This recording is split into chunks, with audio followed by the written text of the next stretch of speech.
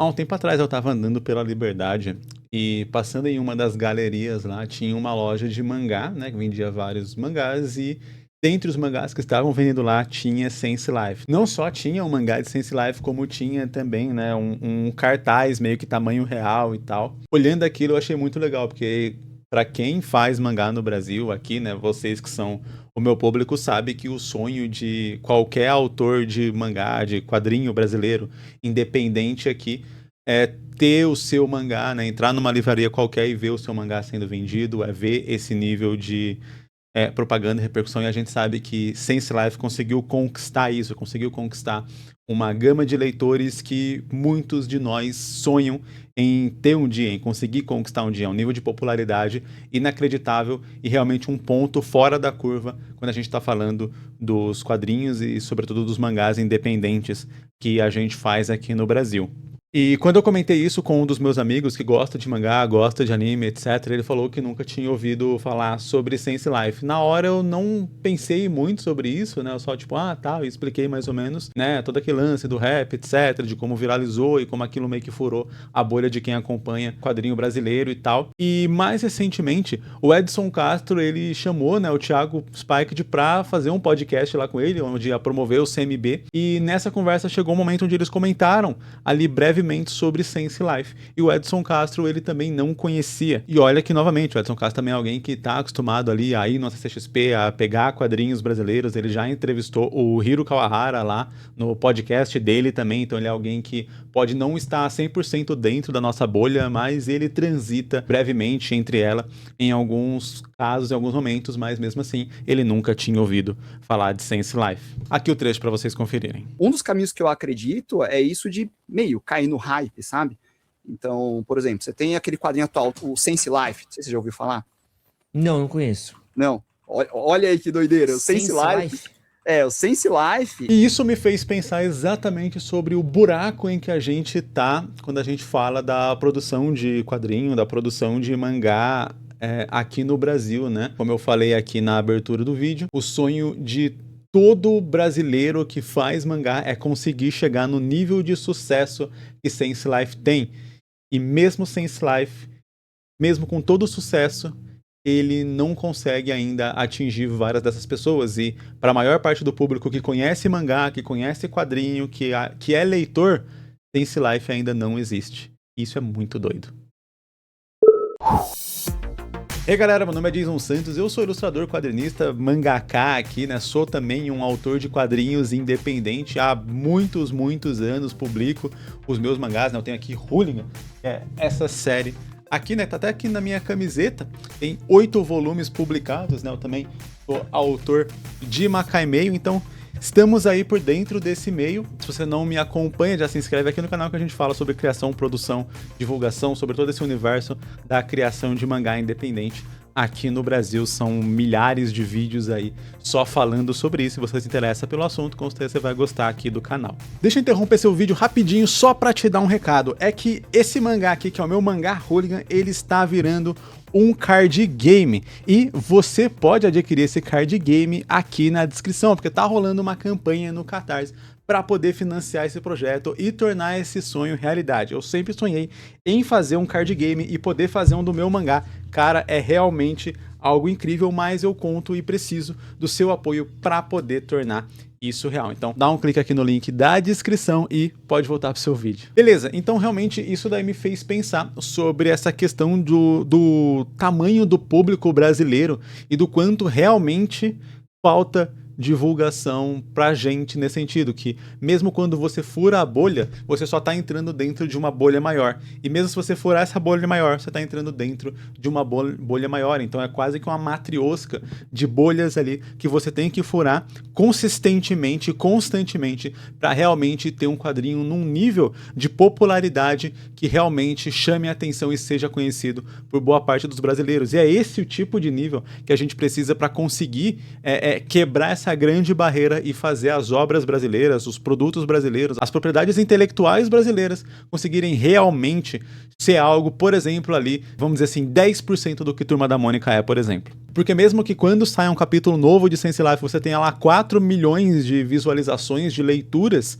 cara, É incrível pensar que várias das pessoas ainda não conhecem, nunca ouviram falar sobre essa obra. E não tô falando de pessoas, tipo assim, você vai perguntar pra sua mãe ou pro tiozinho que tá no boteco às 10 da manhã. Não, tô falando de pessoas que transitam minimamente entre esse meio, nunca terem ouvido falar de um quadrinho que tem esse nível de popularidade. Isso realmente mostra ali que mesmo quando a gente consegue furar a bolha, mesmo quando a gente consegue determinados sucessos dentro da nossa pequena bolha aqui, ela ainda é muito restrita a gente. E quando a gente está falando sobre realmente fazer as obras brasileiras e as publicações brasileiras ganharem um novo patamar, e aí a gente não está falando só sobre você ver o seu quadrinho na prateleira de uma livraria ou algo do tipo, mas ver o seu personagem ganhar uma animação, ganhar um filme, virar produto na loja, etc., e ser conhecido pelas pessoas, isso é um caminho que está tão distante que chega a ser bizarro de pensar.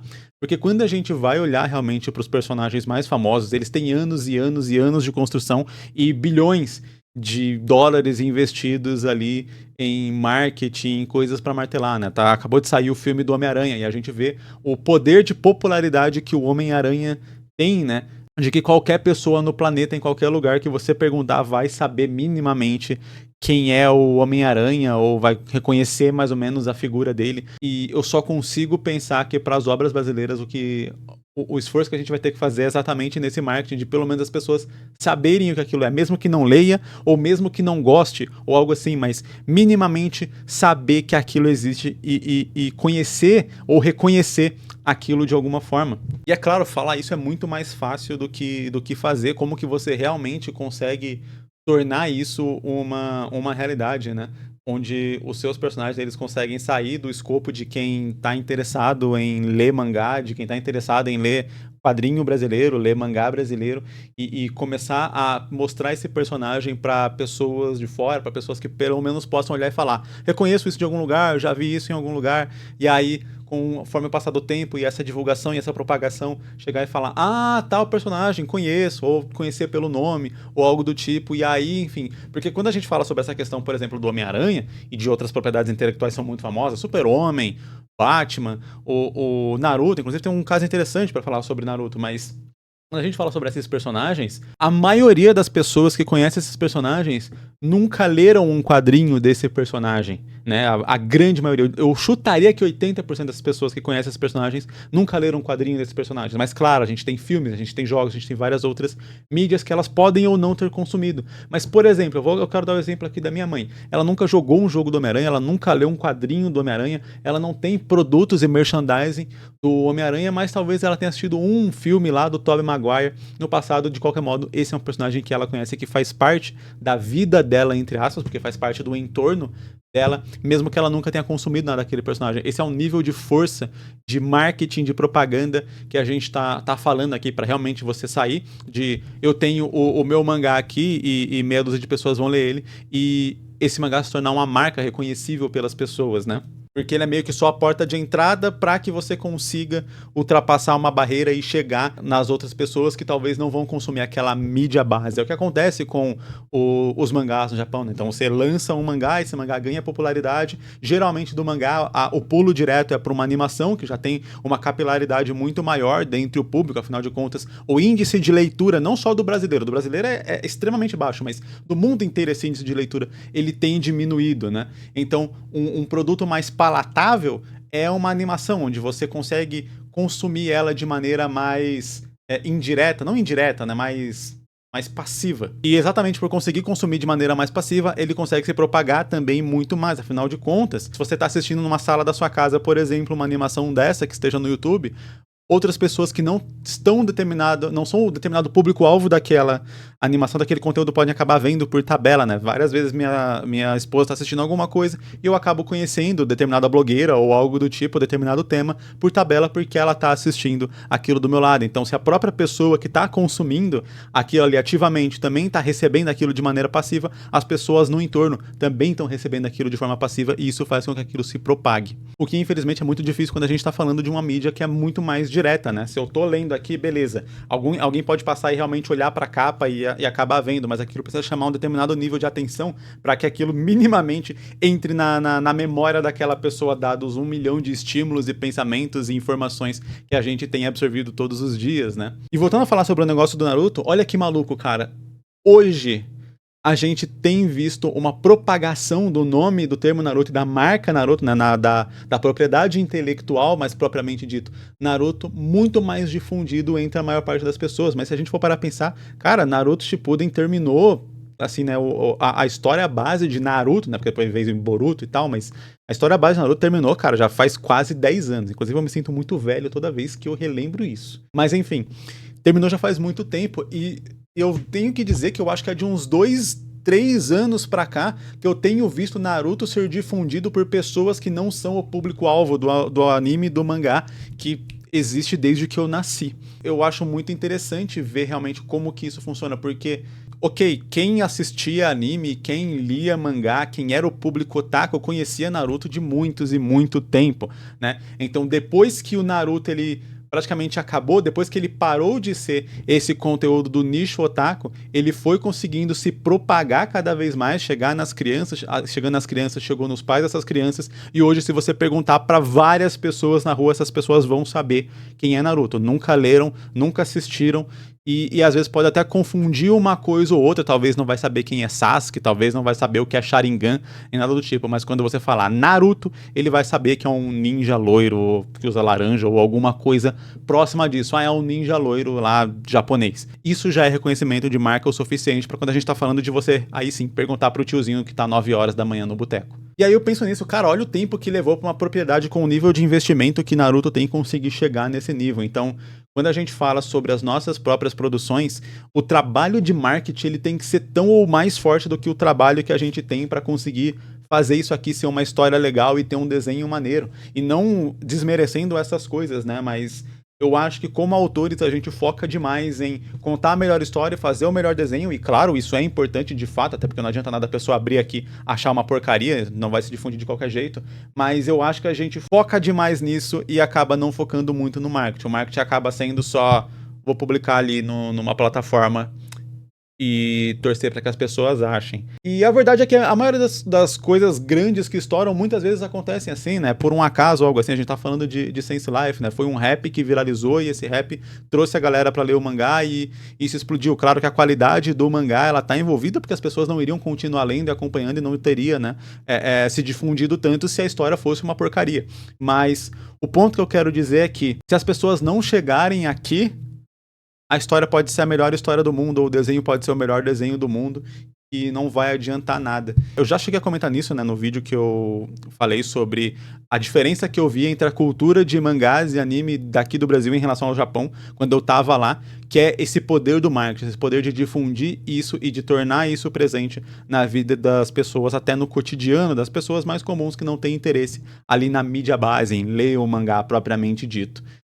Eu acho que esse é um trabalho de anos e anos e que a gente, como autor, tem que se esforçar mais. Porque, a princípio, não vai ter outra empresa que vai fazer isso. Então, se a gente não tiver a coragem e a disposição de fazer isso pelas nossas próprias obras, não dá para esperar que um terceiro vai fazer. Querendo ou não, se a gente quer levar isso para frente, é nossa função e nossa obrigação, pelo menos, dar esses primeiros passos para que, talvez, um dia a gente consiga ter essa capilaridade, e ser difundido o suficiente a ponto de que nasçam empresas que vão querer fazer isso pela gente, porque obviamente vão estar interessadas em ganhar um pouco do lucro que está envolvido naquela operação. Afinal de contas, as empresas existem para isso, né? Então, se vai ter uma empresa que vai colocar aquilo, eu já falei isso também em um outro vídeo, tem uma empresa que vai querer colocar o seu mangá numa caneca branca, é porque ela acredita que com o seu personagem naquela caneca vai vender mais do que a caneca sendo branca. Então, a gente precisa criar e construir o cenário para que isso um dia possa ser possível. O lance é que no mundo todo, cada vez fazer quadrinhos tem sido muito mais como um panfleto de divulgação para você realmente ganhar dinheiro com outras coisas do que um fim em si mesmo, digamos assim. E claro, por a gente ser autor independente, por a gente estar tentando no máximo só pagar as nossas próprias contas e ter uma vida minimamente digna desse trabalho, a gente foca muito ali realmente no vender o quadrinho diretamente, mas eu acho que depois de tantos anos tentando fazer isso, talvez chegou o momento de pensar que só isso não é o bastante, que mesmo que seja só para nossa própria subsistência, a gente precisa dar um passo além. E eu acho que iniciativas como o próprio Comic Market Brasil vão ajudar isso a se fortalecer e pelo menos essa noção, esse senso, entrar na cabeça dos artistas para que a partir daí possa ser feita alguma coisa para mudar as coisas e como elas são feitas e pra gente conseguir construir algo. Eu acredito que, com base nisso que eu falei do Naruto, não é algo que vai ser construído em pouco tempo. É algo que, claro, algumas obras vão ter essa vantagem e o fato delas terem essa vantagem vai abrir caminho para que outras possam passar também, né? Criando e chamando a atenção e abrindo os olhos. Sense Life, com certeza, é uma delas. Tá desbravando ali um caminho à frente e isso vai abrir uma margem para que várias outras obras possam ser vistas também. Mas a gente percebe que, mesmo ele desbravando lá na frente, comparado com a maior parte de nós aqui, ainda está muito longe de chegar numa civilização depois dessa mata, pelo que eu falei, né? Ainda está muito longe de conseguir atingir o público necessário para a gente realmente quebrar essa barreira. Claro, isso pode parecer desanimador a princípio, mas eu acho que é interessante a gente, novamente, se você sabe o buraco onde você tá, você pode olhar para cima e começar a tentar subir, para que pelo menos você tenha uma noção do seu entorno e pare de cavar um pouco mais ou sinta que não existe uma saída para esse buraco. Essa discussão, claro, é uma discussão um pouco mais avançada, né? Envolve você já ter o seu mangá pronto, afinal de contas, se ele não tá pronto, não tem nem como fazer divulgação, não tem nem como a gente pensar nesse restante, mas se você ainda tá travado nessa etapa de criar o seu mangá, eu quero te convidar para conhecer o Jornada do Mangaka BR, que é o meu curso sobre criação e produção e publicação, divulgação do seu mangá. O link vai estar aqui na descrição para você dar uma conferida, ali você consegue ver todos os conteúdos, tudo que você vai aprender se você fizer a sua inscrição. Vai ser uma honra te ter como aluno fazendo parte dessa comunidade. Muito obrigado por você assistir esse vídeo até aqui, deixa seu like para dar aquela força pro canal e pro YouTube recomendar esse vídeo para outras pessoas. E aqui do lado vai estar aparecendo um outro vídeo que pode ser do seu interesse. Valeu, falou, é nóis!